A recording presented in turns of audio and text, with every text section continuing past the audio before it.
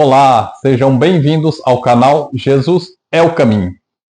Nesse canal, nós temos o propósito de fazer com que você se interesse cada vez mais pelo estudo da Palavra de Deus, da Bíblia.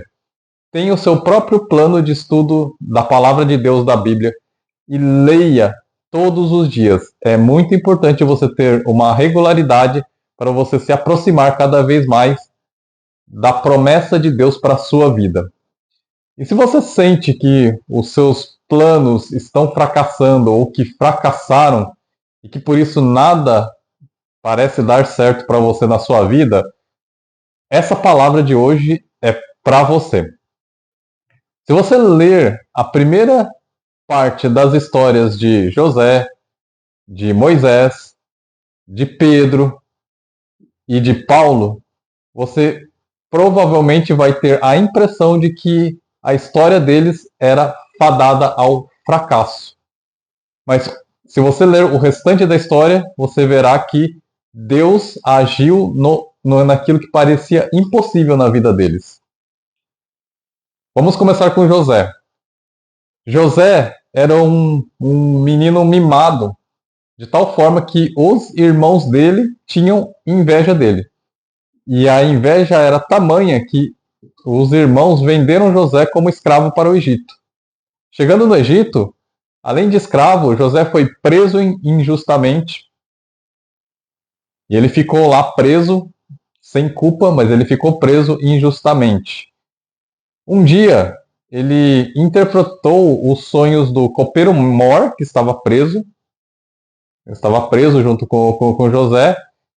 E nessa interpretação, José disse que o copeiro seria restituído ao seu cargo, o que de fato aconteceu. Só que o copeiro, quando estava de volta ao seu cargo, ele se esqueceu de José. Vejam que tudo parecia um fracasso na vida de José. Até o dia que Faraó teve um sonho que ninguém podia interpretar. E foi aí que o copeiro se lembrou de José e comentou com Faraó. Naquele mesmo instante, Faraó mandou trazer José da prisão para ajudá-lo a interpretar o sonho. Nessa interpretação, José disse para Faraó que aquele sonho significava que o Egito passaria por 7 anos de fartura e depois por 7 anos de fome. E que, portanto, era necessário que alguém sábio governasse o Egito durante o período de fartura para se preparar para o período de fome. Faraó, então, não viu ninguém mais capacitado do que o próprio José para ser o governador do Egito. E assim foi. O Faraó fez José ser o governador do Egito. Vejam isso. José saiu de prisioneiro para governador do Egito no mesmo dia. Então, se você ler a primeira parte da história de José, parecia fadado ao fracasso.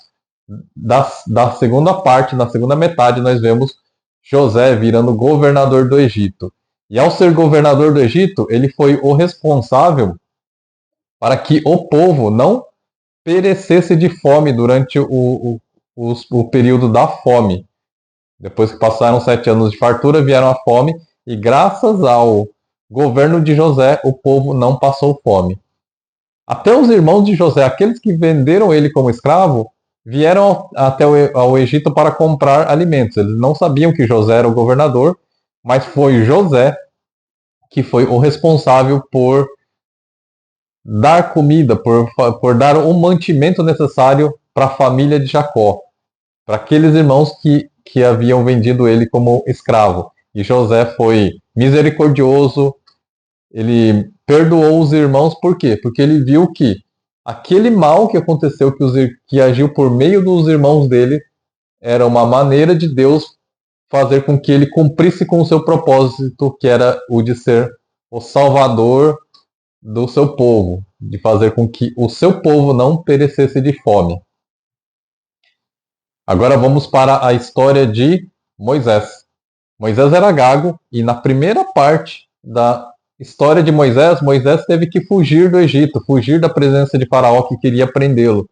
Ele passou 40 anos longe e depois ele retornou porque Deus deu uma palavra para ele e o tornou o líder que fez com que o povo fosse libertado da escravidão do Egito. Então, se você ler a primeira parte da história de Moisés, parecia um fracasso.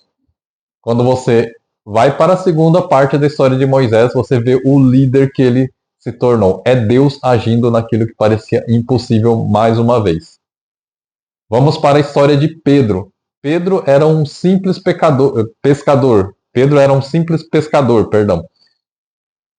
Se você ler a primeira parte da história de Pedro, você vai ver um homem simples e um homem até de difícil trato, um homem explosivo, que não media as palavras.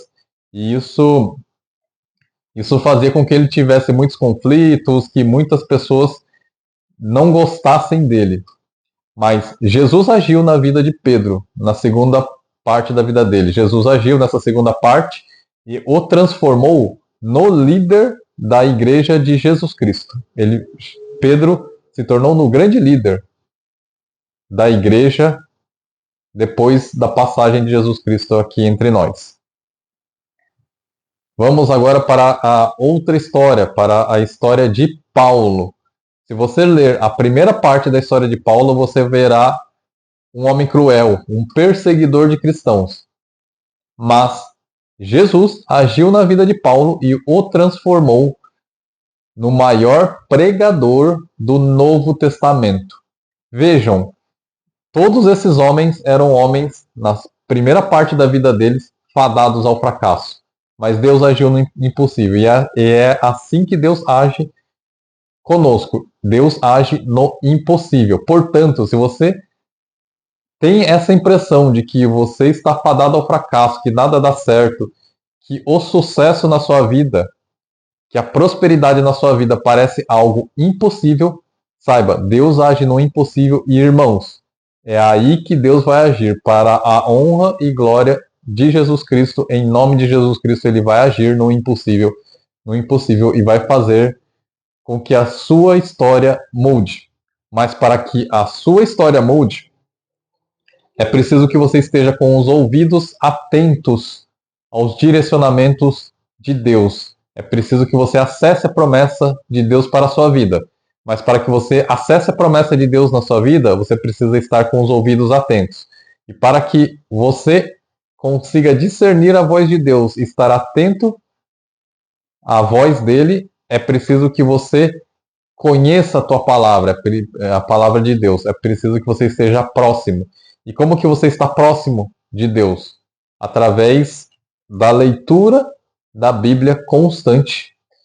E é através da oração constante.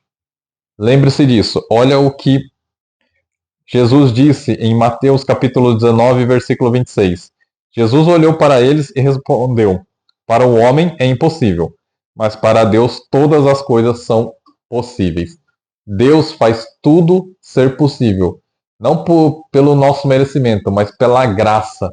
Deus enviou Jesus Cristo para nos salvar e Ele quer que nós tenhamos uma vida abundante. E para acessar essa vida abundante, nós precisamos ser próximos, nós precisamos ser íntimos, nós precisamos ter a intimidade com Jesus Cristo, com o Pai.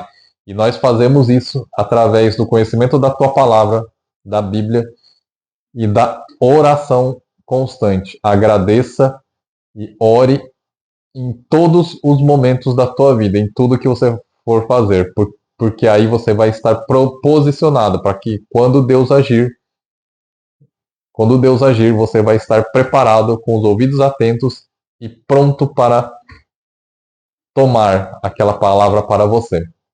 E se esse vídeo te edificou, eu peço que você curta, compartilhe e se inscreva no canal.